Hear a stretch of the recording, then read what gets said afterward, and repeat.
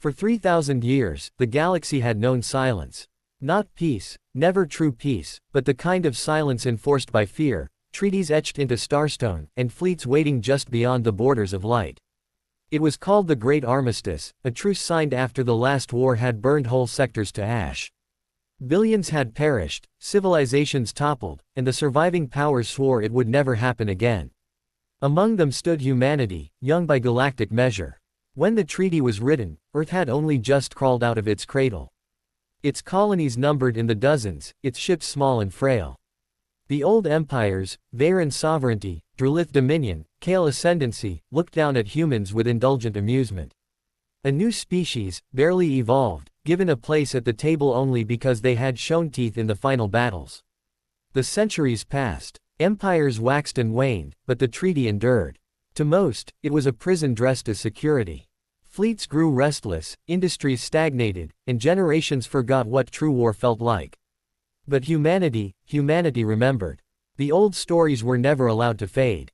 In Earth's academies, students studied the battles of Sol's defense, the desperate campaigns of the Armistice War. On Luna, the orbital guard trained relentlessly, always drilling for a war that was never coming. On Mars, factories churned out ships that were officially for colonial expansion, but every hull was built to military spec. The galaxy saw humanity's expansion as restlessness. Only humans knew it was preparation. And then, the silence cracked. It began on the rim, in the Delos sector. A Kale patrol ship opened fire on a human freighter, vaporizing it in full view of dozens of witnesses. The Kale called it an accident. Humanity demanded reparation. The council convened, voices raised, but the Kale delegation walked out, leaving only contempt in their wake. Next came the raids. Human colonies on the edge of the Drelith border vanished overnight, no distress signals, no survivors. Rumors whispered of Dominion cruisers seen leaving the systems, but the Dominion ambassador denied everything with a sneer. The council called emergency sessions. Treaties were waved like holy scripture. But the old powers were already moving fleets into position. The Great Armistice had become a cage too tight, too brittle. And now, with the first blood drawn, it shattered. When the declaration came, it was broadcast across the stars. The Veyran sovereignty, the Drelith dominion, and the Kale ascendancy, three of the oldest and most powerful empires, declared humanity in violation of the Armistice. With one voice, they declared war. On Earth, the transmission echoed in the halls of the United Terran Assembly. Leaders sat frozen as the alien emissaries spat their accusations. Screens showed armadas mobilizing, banners of war unfurling, ancient war drums beating again after 3 millennia. And humanity did not cry out. There were no wails in the streets, no collapse into despair. There was only a stillness, deep and sharp. On every world, Earth, Luna, Mars, Titan, people looked up at the skies and smiled, though the smile was cold. Because for 3,000 years, they had prepared. While the galaxy basked in false security, humans sharpened their claws in the shadows of peace. They had waited for this moment. The armistice was over. The old empires thought humanity would beg. Instead, humanity bared its teeth. And somewhere, in the quiet before the storm, a whisper passed from soldier to worker to child. Finally, the council chamber was older than most of the species that sat in it. Carved from obsidian glass in orbit above Vera Prime, it had seen 1,000 debates, but none in 3,000 years as heated as this. The humans destabilized the balance, hissed High Legate Torv of the Kale ascendancy. His serpentine coils shifted restlessly, scales glinting beneath the crystalline lights. Their colonies sprawl unchecked, their factories expand like a contagion. Already, they command fleets larger than their treaty allotment. From across the chamber, the Drelith Dominion's admiral bared rows of serrated teeth. We warned them. We tolerated their insolence. And still, they encroach. His claw struck the table. The armistice is a leash they gnaw at every year. It is time to remind them who forged it. Only the Veyran sovereignty's elder spoke with something like patience, though his words dripped with disdain. Do not mistake youthful hunger for strength. The humans are children still playing at war. Their warships are crude, their soldiers undisciplined. Yes, they build, but let them. For every ship they forge, we have 1,000 perfected across ages. He spread his translucent wings. If they test us, we shall burn their nests. The galaxy will remember why the armistice was signed. blank, underscore, blank. On Earth, Ambassador Kira Holt stood before the United Terran Assembly as news of the Kale accident spread. Her face was grim. They want us provoked. They want us afraid. But in the galleries, civilians did not look afraid. They looked expectant. Workers leaned forward, children whispered in excitement, and soldiers stood straighter in their uniforms. 3,000 years, an old colonel muttered to his neighbor. 3,000 years we've trained for the day they break their promise. And now it's here. Across the colonies, that same murmur grew. On Mars, miners polished rifles long stored in lockers. On Titan, shipwrights pulled tarps from half-built cruisers whose weapon systems had been quietly installed decades ago. On Luna, cadets at the Orbital Academy whispered of glory and vengeance as their instructors drilled them harder. To outsiders, it looked like madness. To humanity, it was inevitability. Blank, underscore, blank. The second spark came in the form of a refugee convoy. 30 human transports limped into the Sol system, hulls scarred, passengers wounded. They brought word that the colony of Rhea had fallen, obliterated by what might have been a Dominion fleet. The Council sent condolences. The Dominion denied everything. But in Earth's cities, hollow screens replayed the faces of orphaned children, the cries of survivors. In bars, in factories, in classrooms, voices repeated the same bitter truth: the Armistice was dead. Blank, underscore, blank. The final fracture arrived like a hammer blow. At dawn, orbital satellites recorded Kale warships massing near the edge of human space. Hundreds of them, their banners lit with the symbols of conquest unseen for millennia. The Council tried to convene one last time. But as humanity's delegation spoke of restraint, of law, of evidence, the alien representatives rose one by one and walked out. The chamber emptied until only Ambassador Holt stood, her voice echoing uselessly in the grand hollow hall. When the declaration of war came, it was ceremonial, ancient, and cruel. The three empires spoke with one voice: the humans have broken faith. By their expansion, they betray the Armistice.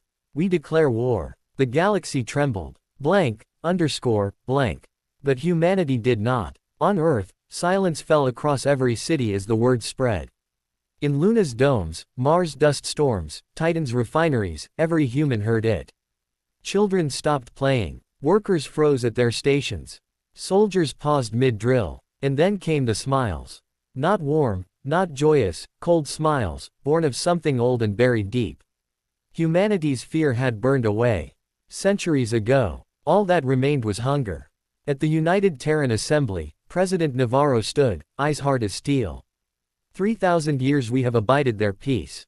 3,000 years we have bent the knee. Today they break their oath. She leaned forward, voice a whisper amplified across every world. Then let them learn why humans never trusted it. The chamber erupted, not in despair, but in thunderous applause. Across the galaxy, spies reported back in confusion. The humans, they are not mourning. They are preparing. The old powers thought war would shatter humanity's spirit. Instead, it awakened it. And as fleets mobilized in the dark, one truth whispered through the stars like a blade unsheathed.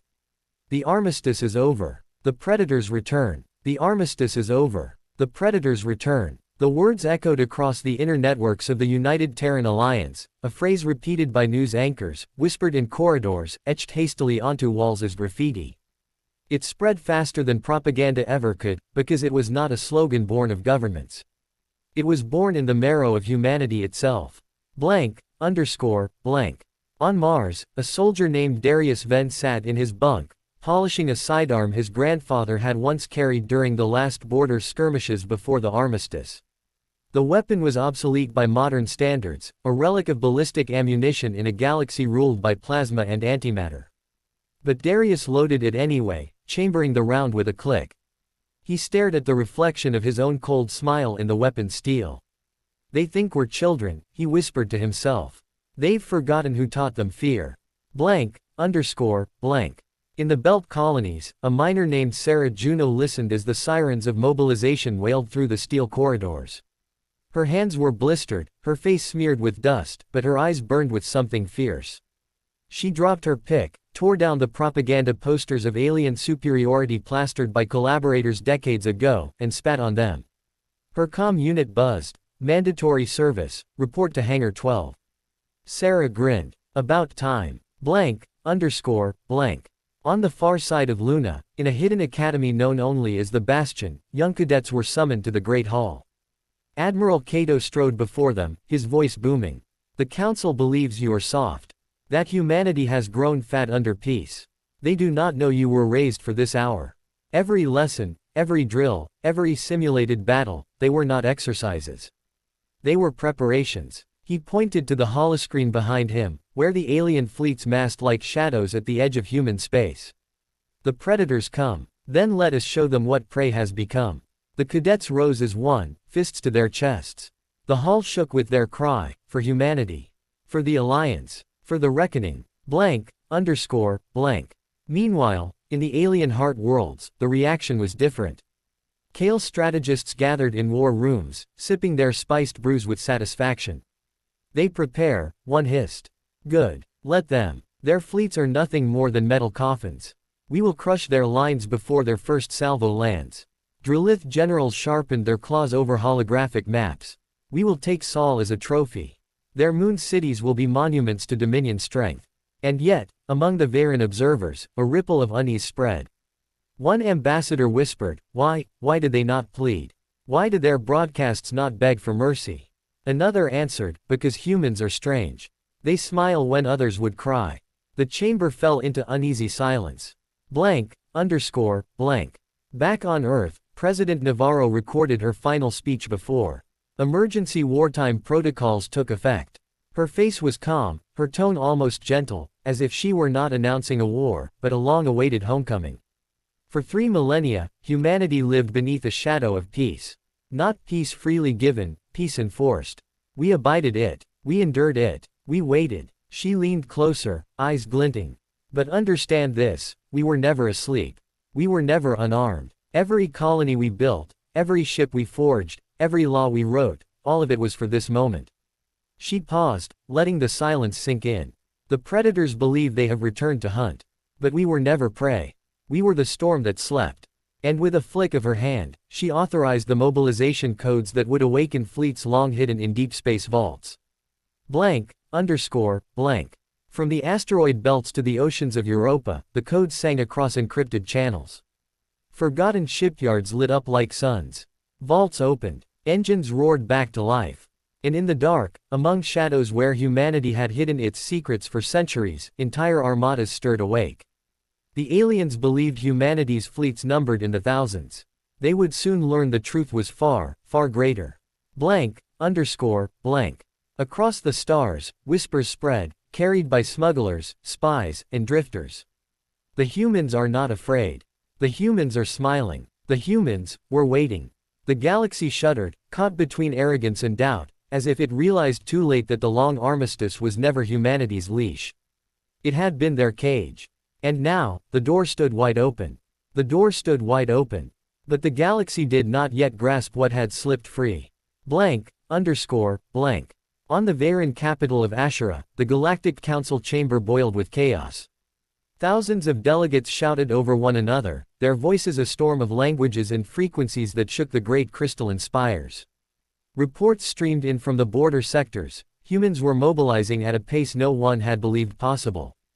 Councillor Vera of the Sovereignty raised his voice above the roar. They are mobilizing out of fear. That is all. A cornered beast thrashes before it dies.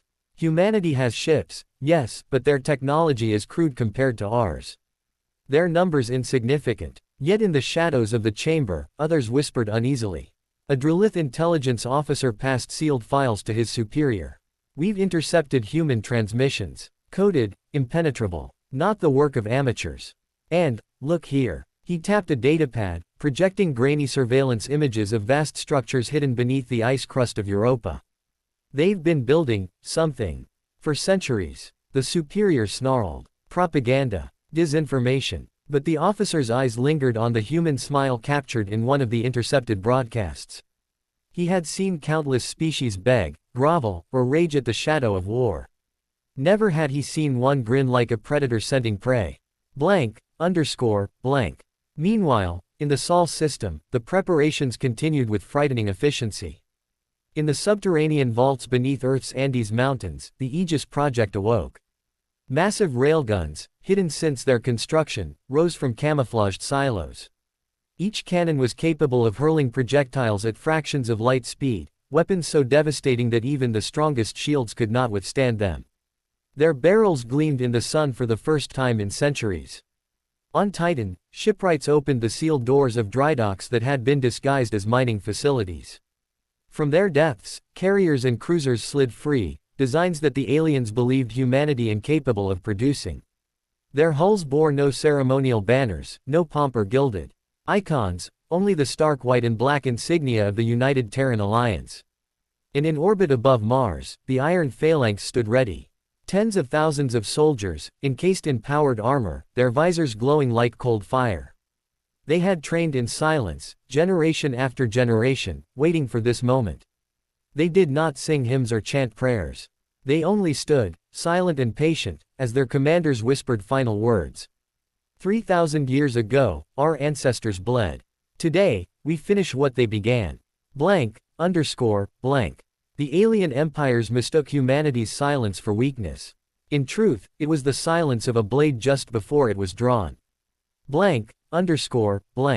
Among the common people of the galaxy, rumors spread faster than governments could contain. Merchants carried tales of human war factories operating non-stop for decades. Refugees whispered of convoys of ships vanishing into dark space, never reappearing on charts. Smugglers spoke of entire fleets hidden in nebulae, cloaked from prying eyes. One Kale trader, nursing a drink in a rimworld cantina, muttered to a fellow captain, "I've flown past their colonies. I've seen their drills. The humans, they don't move like prey. They move like wolves who've been waiting for the hunt."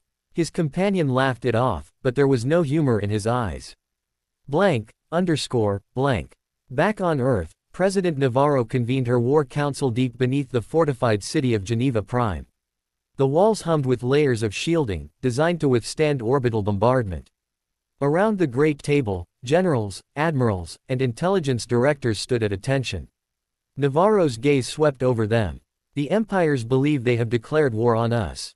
But they have only declared their own death sentence. For 3 millennia, they shackled us with this armistice. They thought it chained us. Instead, it gave us time. A murmur of grim approval passed through the chamber. Admiral Cato leaned forward, voice a razor's edge. They are unprepared. Their fleets are vast, yes, but bloated, ceremonial, dulled by centuries without true battle. We've seen their training. We've studied their tactics. They are slow, predictable. We are not. Navarro nodded. Then the course is clear. We will not simply defend. We will strike. At her words, the war table shifted, holograms blooming into a lattice of star systems. Red marks indicated alien strongholds. Blue markers glowed where human fleets were already converging. And along the borders, black markers, unknown to all but those in the room. Secret assets waiting in silence. Navarro's smile was cold, her voice sharp as ice. They wanted war. Now they will have it. Across the galaxy, the drums of war thundered louder. The alien fleets gathered, confident in their superiority. But within the shadows, humanity's predators crouched lower, coiled tighter, ready to spring. The armistice was not the end of war. It had only been the intermission. And now, the curtain rose once more. The alien fleets arrived like a storm. Thousands of ships, sleek, glistening, adorned with banners of conquest, tore through the border sectors. The Kale Ascendancy led the charge, their warcruisers flanked by swarms of escorts, their commanders broadcasting demands of surrender on every frequency. This is the Kale Ascendancy. Humanity is hereby ordered to dismantle all military forces and submit to occupation. Resistance will be met with extermination. On 6 human colonies, the message repeated, arrogant and absolute. The aliens expected panic. Instead, they were met with silence. The first target was the colony of Varelia, a mining world on the rim. The Kale flagship, Obsidian Crown, descended into orbit with weapons primed. Its commander sneered at the empty comm channels. Fools. They flee like rats. End this quickly. He gave the order. Lances of plasma rained down on the colony's surface, only to be intercepted mid-descent by bolts of white fire. Railgun rounds, invisible until impact, struck with such velocity that plasma beams shattered into brilliant explosions. The Kale commander froze. What? Then the void lit up. From the shadow of Varelia's moon, ships emerged, not the fragile patrol craft the aliens expected, but warships bristling with kinetic weapons. Their hulls bore no ornate banners, no elaborate carvings. They were plain, brutal, functional. Designed not to impress, but to kill. The first salvo ripped through the Kale escorts, tearing them apart before their shields could realign. The second volley disabled the Obsidian Crown's forward batteries. The third punctured her engine core. The commander of the Kale fleet had time only for one thought before the explosion consumed him: we underestimated them. Blank. The news spread like wildfire. Humanity had not only resisted the first strike, they had annihilated an entire Kale battlegroup. In the Drillith Dominion, the generals scoffed. An ambush. Luck. Nothing more. We will crush them at Draxus. And so they gathered their forces at the Draxus system, a vital trade hub at the crossroads of human and Drillith space. Hundreds of Dominion warships assembled, their hulls black and crimson, their crews chanting war songs older than human civilization. But as their fleets massed, hidden eyes watched. Human probes, cloaked by stealth systems the aliens believed impossible, tracked every maneuver. On the edges of Draxus, human strike groups coiled in silence. When the Dominion fleet moved, humanity struck first. Railguns roared. Projectiles, accelerated to near light speeds, tore through cruisers as if they were made of glass. Carriers erupted in fire as hidden torpedoes detonated their fuel reserves. Within minutes, the Dominion's flawless formation dissolved into chaos. And then the Aegis project revealed itself. From deep space, massive cannons fired projectiles the size of skyscrapers. Each one struck with the force of a collapsing star, shattering entire battleships in a single shot. The Dominion fleet, unprepared for such overwhelming kinetic fury, broke and fled. But humanity did not pursue. Not yet. They let the survivors scatter, knowing terror would spread faster than destruction. Blank. In the Galactic Council chambers, panic reigned. Reports poured in of alien losses. Entire fleets, annihilated in hours. Colonies liberated before invaders could establish control. The humans were not retreating. They were advancing. Counselor Vera slammed a fist against the crystalline table. Impossible. Their fleets were counted, their weapons catalogued. We know their limits. But a Kale survivor, broken and burned, stood in the chamber and hissed, "You know nothing. Their weapons pierce our shields. Their ships strike from nowhere. And their soldiers are machines of war." Indeed, on the surface of Draxus II, the Iron Phalanx made their debut. When Dominion Marines stormed the colony, they expected frightened civilians and scattered militia. Instead, armored figures descended from orbit like falling stars. Each soldier moved with precision, their rail rifles firing bursts that shattered enemy armor. Plasma bolts splashed harmlessly against their kinetic barriers. One Drillith warrior, towering and clawed, charged a human soldier head-on. The human sidestepped, drove a blade through its chest, and whispered as the alien collapsed. "We've been waiting for this." By nightfall, the Dominion invaders were slaughtered to the last. Not a single Iron Phalanx soldier had fallen. The galaxy shuddered. The war the empires had declared as conquest was no longer a campaign, it was becoming a slaughter, and not in their favor. Humanity's railguns cracked fleets apart. Their soldiers carved legends on battlefields. And their leaders showed no signs of hesitation. Across human space, civilians cheered, their cold smiles turning into fierce cries of unity. Across alien space, doubt began to bloom. And in the heart of it all, President Navarro addressed the galaxy in a transmission broadcast on every open channel. "You wanted war. Now you have it. You will learn, as our ancestors learned, that humanity does not bow. Humanity does not break. And when the storm clears, you will remember this truth." Her eyes blazed like fire. "We are the predators. We are the predators." The words rippled across the galaxy like thunder. Billions of beings watched Navarro's broadcast, and reactions divided along a single line. Humans smiled, aliens trembled. On the Kale Ascendancy's border, fleets that had once marched proudly began to hesitate. Captains who had laughed at humanity now demanded reinforcements. In mess halls, alien soldiers whispered about ships torn apart by invisible weapons, about human soldiers who did not fall even when struck by plasma fire. Fear crept into their bones.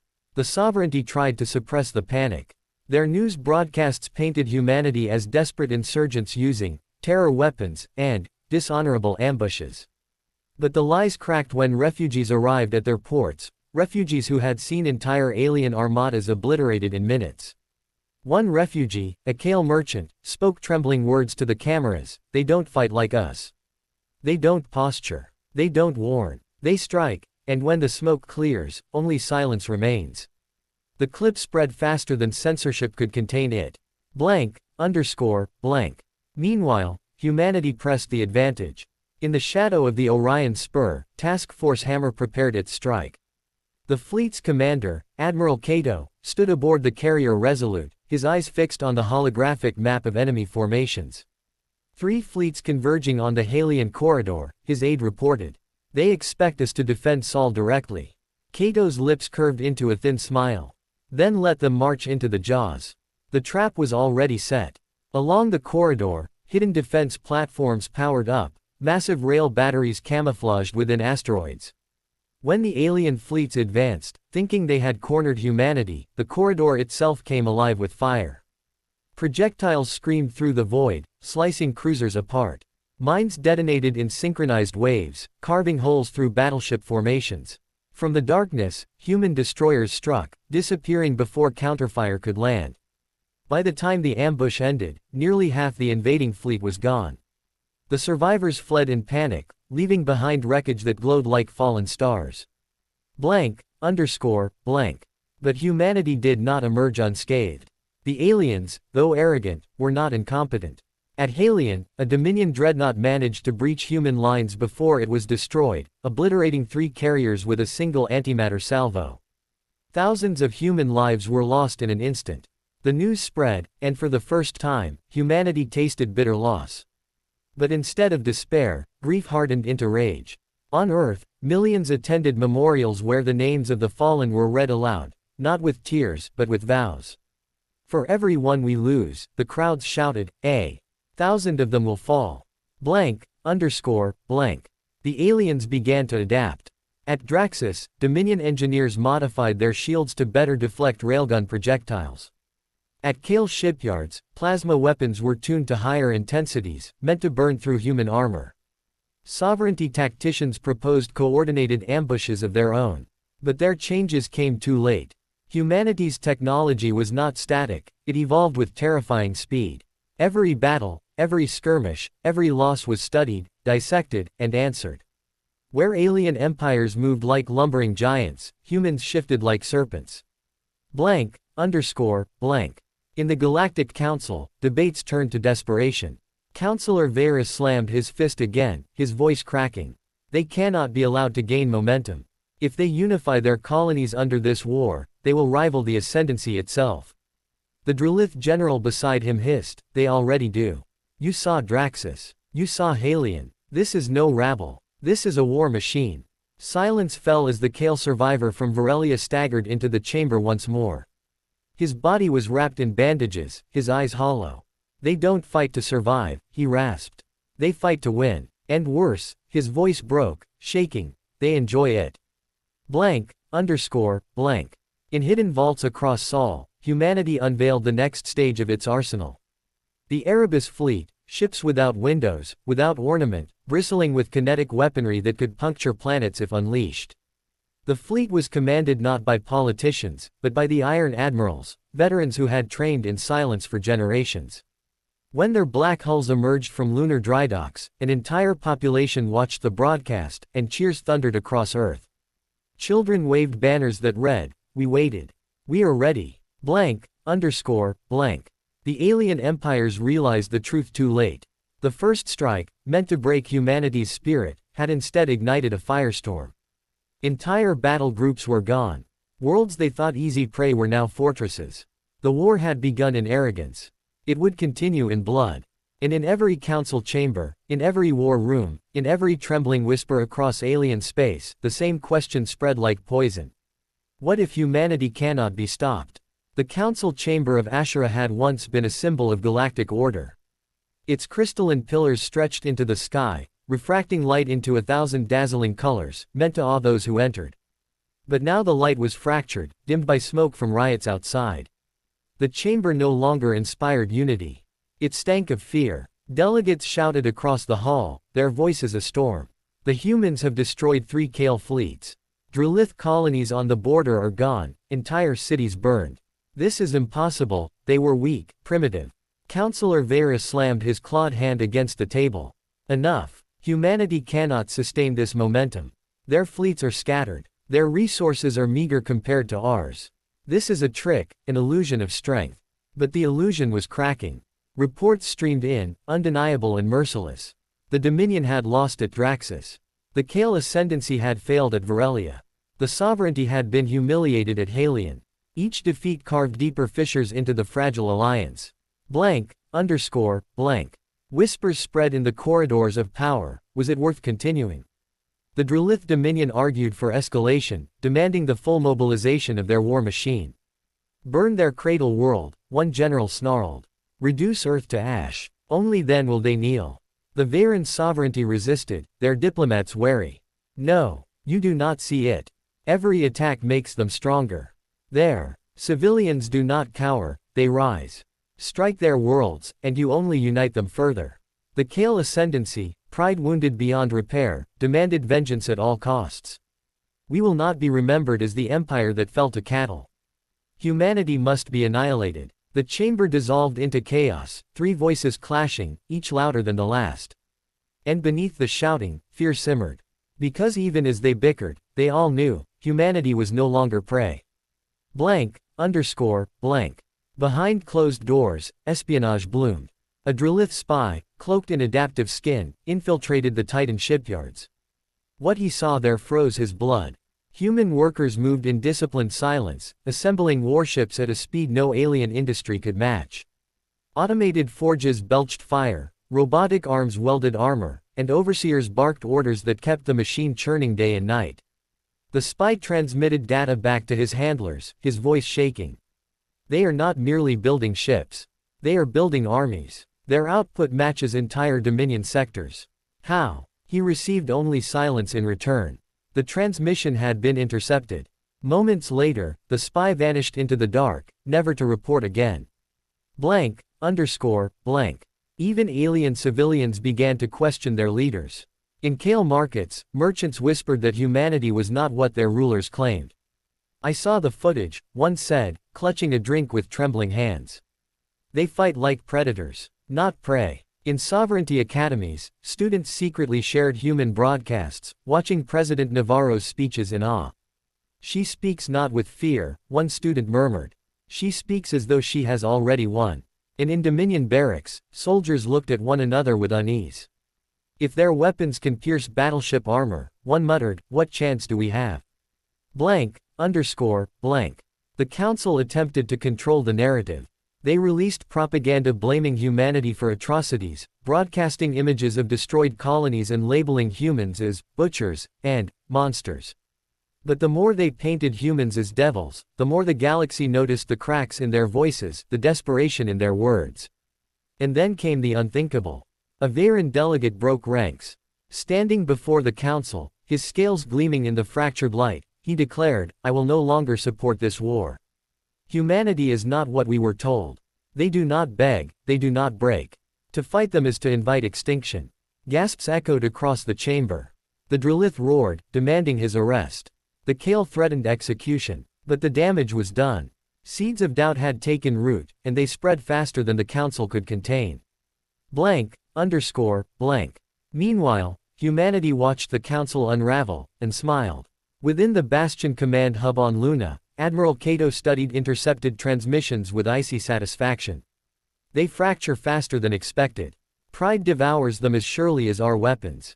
President Navarro nodded. Good. Let them fight amongst themselves. Every second they argue is a second we sharpen the blade. And as if to punctuate her words, a report arrived, another Dominion fleet destroyed in the Halcyon Rift. Humanity's advance continued, relentless and merciless.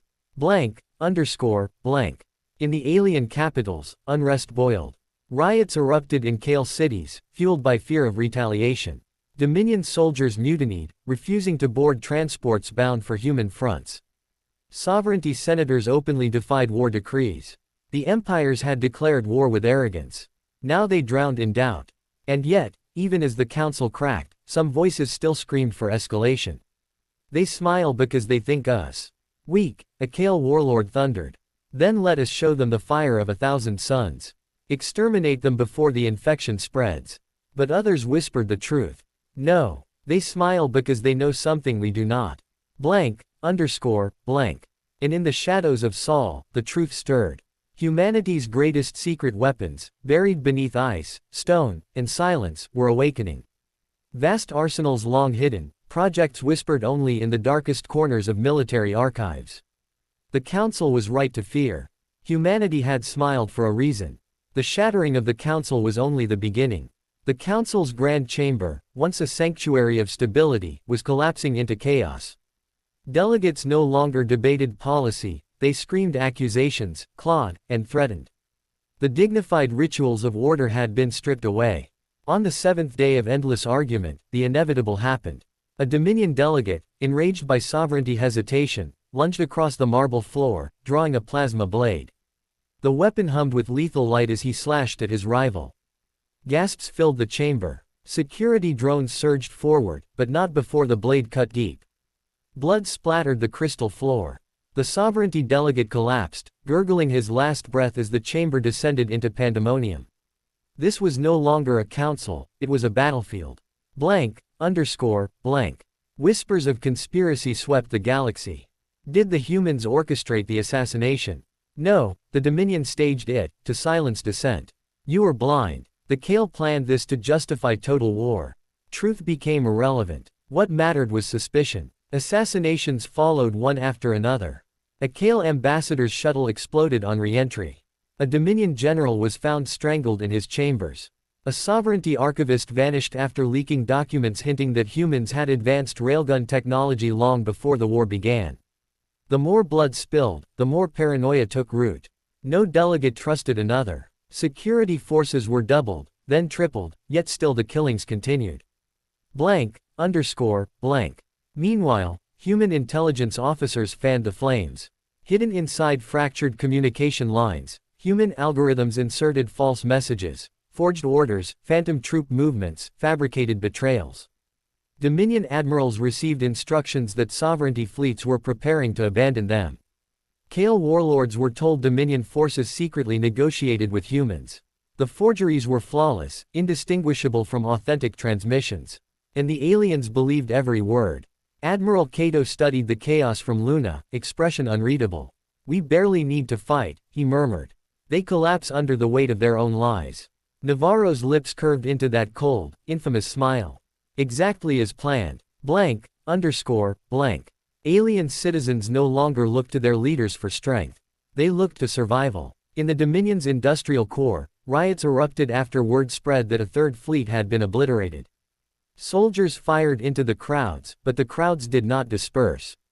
Factories burned. Transport hubs were paralyzed. Dominion war output faltered. In sovereignty cities, students and workers marched, chanting in defiance of war. They carried signs painted with human slogans they had smuggled from intercepted broadcasts: strength in unity, freedom in steel. The Kale ascendancy responded with brutal suppression. Tanks rolled into their streets. Protesters were slaughtered. But for every citizen killed, 10 more whispered doubts in the shadows. Blank, underscore, blank. Back in the council chamber, distrust reached its peak. Councillor Vera raised his voice. If we continue, we risk annihilation. I propose peace negotiations with humanity. The Dominion delegation erupted. Coward, traitor, you dare suggest surrender. Vera's words cost him his life. That night, as he returned to his quarters, his shuttle exploded in a flash of fire visible across Ashura's skyline. But instead of silencing the whispers, the assassination spread them like wildfire. Now even neutral delegates demanded to know who ordered the killing. No answer came. Blank, underscore, blank. In the void between stars, fleets hesitated. A Dominion warlord refused to move his ships, convinced Kale allies would abandon him. A Kale admiral withheld reinforcements, suspecting Dominion betrayal. A sovereignty fleet turned its guns on a Dominion convoy after a false transmission accused them of smuggling weapons to humans. Bloodshed followed. Former allies fired upon one another in the cold dark. The great united armada that was meant to crush humanity fractured into pieces. Blank. Through it all, humanity advanced. Scout ships reported abandoned starbases, undefended trade routes, and fleets too busy fighting each other to oppose human incursions. Earth's forces swept forward, capturing systems with almost no resistance. For every world taken, Navarro sent out broadcasts, not of conquest but of liberation. She spoke directly to alien civilians. You have been deceived. Your leaders told you humanity is weak. They told you we were prey. But they feared us not for what we are, but for what we will become. Join us. Stand with us. And together, we will break the chains of old empires. The message spread like wildfire across alien networks. Suppressed by governments, amplified by dissidents, it became the spark of something larger than war. It became a revolution. By the time the council convened again, it was unrecognizable. Half the seats stood empty, their delegates dead, assassinated, or too afraid to appear. The remaining few glared at one another across the chamber. We are undone, muttered one sovereignty elder, voice shaking. We thought to break the humans, but it is we who break. The Kale delegate snarled, slamming his fist. Then if we are to fall, we take them with us. But his words rang hollow. Everyone could see the truth. Humanity had not only survived. They had turned the galaxy against itself. The council was shattered, and beyond the walls of Ashura, warlords prepared to turn on one another. And through it all, humanity smiled coldly, sharpening the knives for what was to come. The council's credibility was dead, but its corpse still twitched. Behind every closed door, shadow games began. Espionage units multiplied like vermin, hunting for proof of betrayal. Assassins moved through glittering alien capitals like smoke. Every whisper could be treason. Every shadow could hide a human spy. And sometimes, it did. In the Sovereignty's citadel world of Ravel, a young intelligence officer named Shira Varen, niece of the slain Councillor Vera, received encrypted human transmissions. She read them in silence, her claws trembling. The message was simple: your uncle died because he sought peace. Stand with us, and his death will not be in vain. Shira closed her eyes, torn between loyalty to her people and the truth she could no longer deny.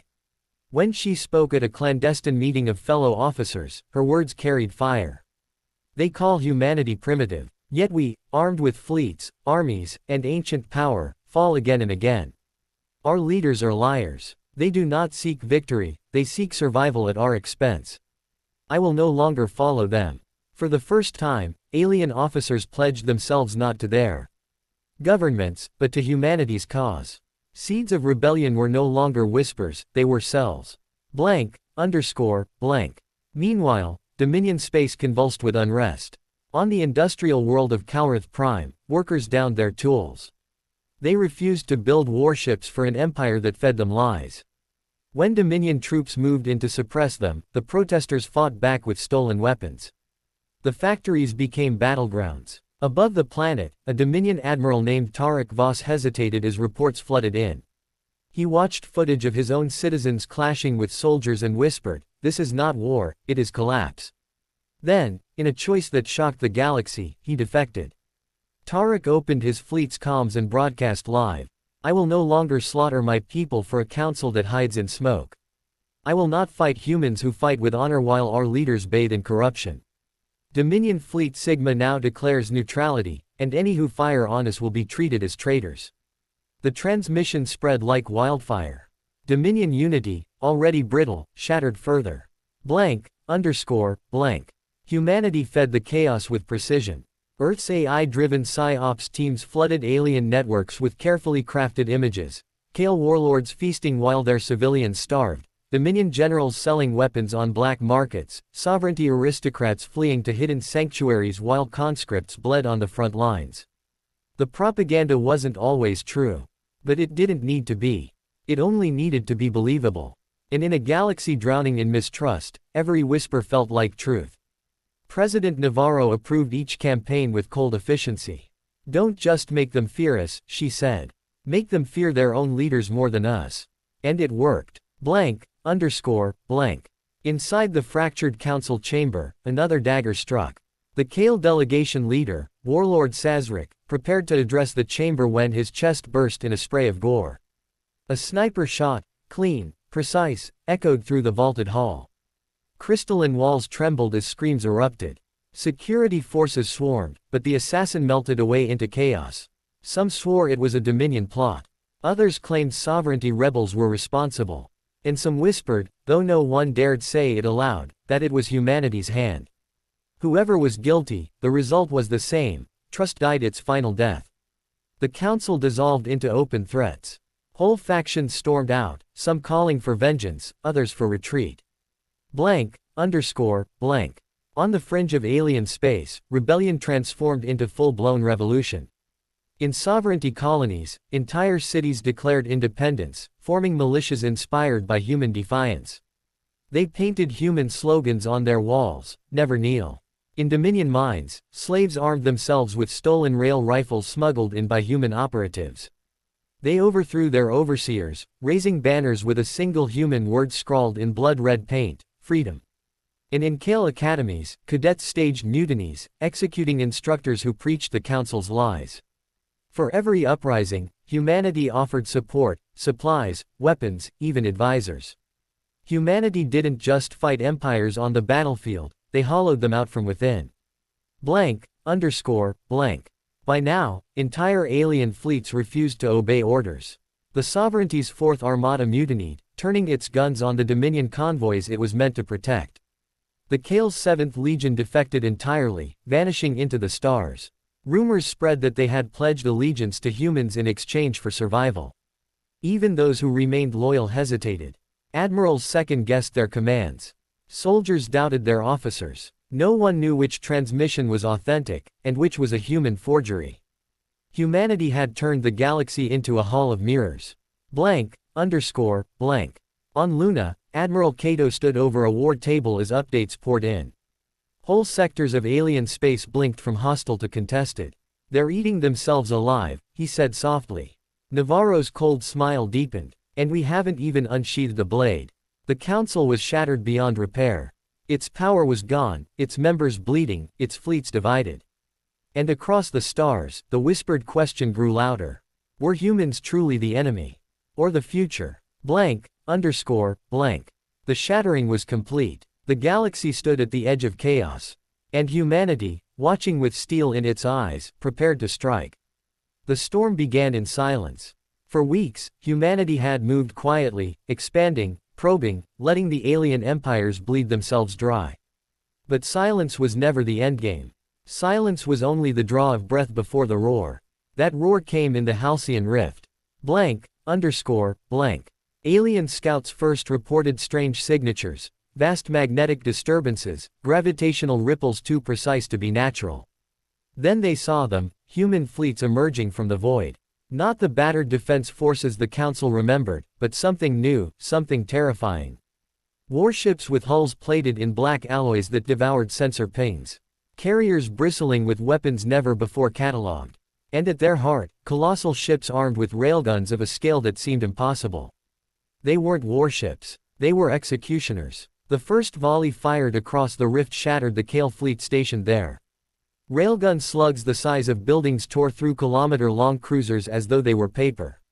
Shields cracked, armor plates peeled back, and proud warships died in moments. In less than an hour, the Kale presence in Halcyon was gone.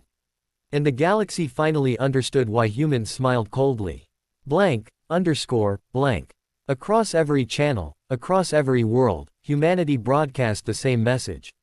This is not defense, President Navarro's voice declared, calm and sharp as steel. This is retribution. You came to burn our skies. Now we burn yours. You sought to enslave us. Now you will learn freedom's price. We are humanity. We do not kneel. We do not break. We endure. The words echoed like a verdict, carried on every wave of fear. The alien response was frantic. Dominion warlords, furious and humiliated, hurled their remaining fleets forward. They gathered dreadnoughts the size of cities, whole wings of strikecraft, and hurled them into Sol's frontier. The Battle of Charon Expanse was supposed to be their redemption. It became their grave. Human fleets met them with a precision no alien admiral had ever seen. Formations shifted like clockwork, firing arcs overlapped in deadly geometry, and new weapons revealed themselves. Mass driver torpedoes detonated with electromagnetic pulses that fried Dominion targeting systems. Swarms of AI-guided drones shredded fighter wings before pilots could react. And then came the Juggernaut-class railguns, each shot tearing holes through dreadnought hulls, turning them into drifting tombs. Admiral Cato gave the order with a voice like iron, "Leave none standing." Hours later, Dominion comms fell silent. The survivors scattered, their morale broken. The Charon expanse belonged to Earth. Blank. But the counteroffensive was not only about fleets. Humanity's hidden blades, long prepared, now revealed themselves. On Titan's frozen surface, bunkers opened and launched squadrons of stealth cruisers, ships. Invisible to conventional detection, they slipped into alien space, striking at fuel depots, shipyards, and supply lines. On Mars, orbital platforms powered up solar spears, kinetic accelerators that could hurl tungsten rods from planetary orbit with the force of nuclear blasts. Dominion outposts crumbled under their reign. Even Earth itself was no longer just a planet, it was a fortress. Rings of orbital defenses, weaponized satellites, and hidden rail batteries turned Sol into an impregnable citadel. Humanity had not merely prepared for survival. They had prepared for supremacy. Alien empires reeled. The Kale screamed for vengeance, but their fleets were in shambles. The Dominion howled for retaliation, but half their admirals no longer obeyed. The sovereignty tried to retreat, but their colonies erupted in rebellion. And still, humans advanced. System by system, world by world, banners fell. On Calrith Prime, defectors joined human fleets. On Varelia, rebel soldiers welcomed human marines as liberators. On Halion, the ruins of a sovereignty base became a rallying point for insurgents who now fought under Earth's flag. Everywhere they went, humanity grew stronger, not only in weapons, but in allies. In desperation, the Council, what little remained of it, summoned their fleets for one last stand. A grand coalition, broken and bloodied, but still vast in number. Hundreds of warships gathered in the Eridon corridor, a choke point that, if held, could stall humanity's surge. Admirals swore oaths of vengeance. Propaganda declared it the battle that would save civilization. But in their hearts, they feared. Because they had seen what humanity could do. The battle began with a whisper. Human stealth ships slipped into the corridor first, disabling beacons and sowing confusion. Then the fleets emerged, rows of steel and fire, railguns primed, engines blazing. Admiral Cato gave a single command. Strike. The void erupted. Rail slugs, plasma fire, drone swarms, and torpedoes turned the stars into a storm of annihilation.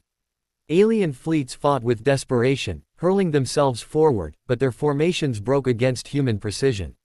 Kale cruisers exploded one by one, their shields unable to withstand the Juggernaut's fury. Dominion dreadnoughts faltered as EMP waves left them blind and vulnerable. Sovereignty frigates, caught between human fleets and rebel defectors, withered under the crossfire. Hours stretched into days. The corridor burned with unending fire. And when the smoke cleared, humanity still stood. Bloodied, scarred, but standing. The coalition fleet was gone. The council was no more. And the galaxy stared in silence at the truth. Humanity was not rising. Humanity had already risen. From her command center on Luna, Navarro spoke one final message, her cold smile carved across every screen in the galaxy. The 3,000-year armistice is over. You wanted war. Now you have it. And when history remembers this day, it will not remember your council. It will remember humanity. The counteroffensive was complete. The galaxy had changed forever. The Eridon corridor burned for 3 days. Every fleet, every weapon, every desperate strategy was thrown into the narrow gulf of stars. But humanity, for the first time in history, did not just resist, they dominated. On the second day, the Dominion unveiled their secret weapon, the Oblivion Lance, a spinal-mounted particle cannon capable of tearing a moon apart. A dreadnought 3 kilometers long carried it, escorted by a dozen cruisers. Its first blast vaporized a human battleship, a single shot carving it into molten slag. The Dominion roared in triumph. But their cheers died quickly. Cato had already anticipated the weapon. Human stealth frigates, cloaked in radar-dampening alloys, swarmed the dreadnought like wasps. They cut into its escorts with rail slugs and breaching pods, then latched onto the dreadnought's flanks. Marines stormed through its corridors, gunfire echoing in zero gravity. Grenades detonated in engine chambers, rail rifles cut down Dominion elites, and at the heart of the ship, a human strike team planted charges on the lance itself. Minutes later, the weapon that was meant to break humanity split apart in a shattering explosion, ripping its host vessel into shards. The shockwave tore through the Dominion formation, scattering their fleet like leaves. The message was clear: no weapon, no matter how ancient or terrible, could save them. Blank. Elsewhere in the battle, sovereignty admirals made their own gamble. Their frigates, outnumbered and outgunned, hurled themselves forward in kamikaze runs. Whole squadrons ignited their warp cores in suicide detonations, hoping to carve holes in the human lines. The explosions lit the void like miniature suns, consuming dozens of human drones and 2 escort carriers. But the sacrifice was futile. Rail slugs still screamed across the void. Juggernaut-class guns still spoke in thunder. And for every sovereignty frigate lost, 3 human ships pressed forward, unstoppable. By the 3rd day, their fleets were dust. But humanity did not stop with space. As fleets clashed above, human armies descended to alien strongholds below. On Vayrith Prime, the Kale Fortress world, human drop pods rained like meteors. Each pod cracked open to release armored infantry wielding Gauss rifles and exosuits. Kale defenders, proud and disciplined, met them with plasma cannons and blades of searing light. The streets became rivers of fire. Kale warlords roared defiance, dueling human commanders in brutal close combat. But even their martial pride could not match Earth's relentless drive. Exosuit soldiers tore through Kale warriors with hydraulic fists, rail rifles shredded their armor, and human tanks rolled down avenues, demolishing centuries-old monuments with thunderous blasts. By dusk, the Kale Fortress Palace burned, its banners trampled into the ash. Human marines raised Earth's flag atop the shattered spires. On Ravel, the sovereignty's jewel world, rebels rose the moment humanity's fleets appeared. Students, workers, and soldiers who once whispered doubt now flooded the streets. They stormed garrisons, overran supply depots, and joined human landing parties in tearing down sovereignty rule. One image spread across the galaxy like wildfire: a sovereignty child, her scales shining with dust and ash, holding a human soldier's hand as they marched together through the ruins. The Empire's propaganda machines collapsed in that moment. No broadcast could erase it. Still, not every alien bent the knee quietly. The Dominion Council of Warlords, furious and cornered, attempted one last gambit. They activated the Eclipse Array, a planetary defense grid of ancient origin, hidden beneath their capital world. Beams of coherent energy lanced into space, scything through entire squadrons. For the first time in weeks, humanity stumbled. Ships burned, alarms wailed, formations split. The Dominion howled that victory was at hand. But humanity had prepared for this too. From Titan, a fleet of stealth bombers warped in behind the array's power stations.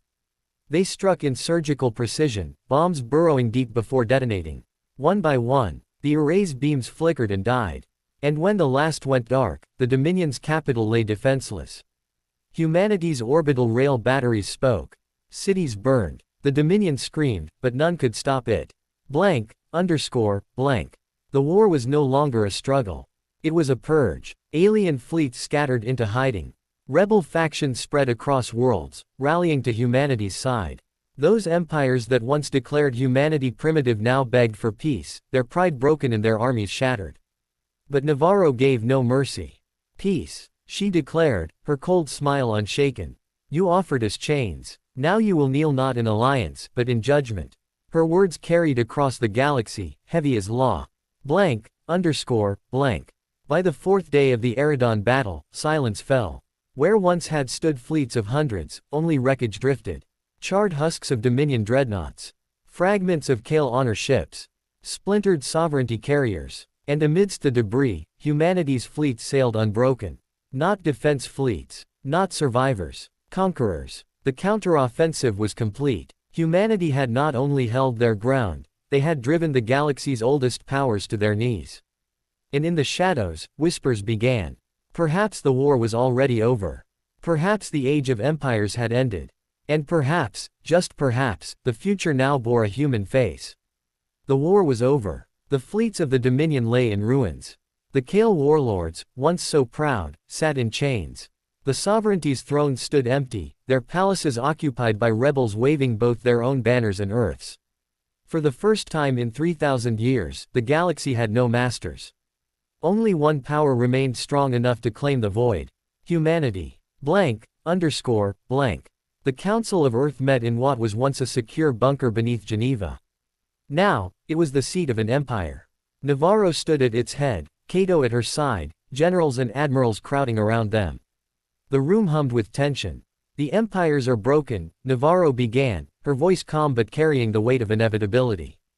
Their fleets shattered, their worlds in rebellion. Now comes the question, what do we do with them?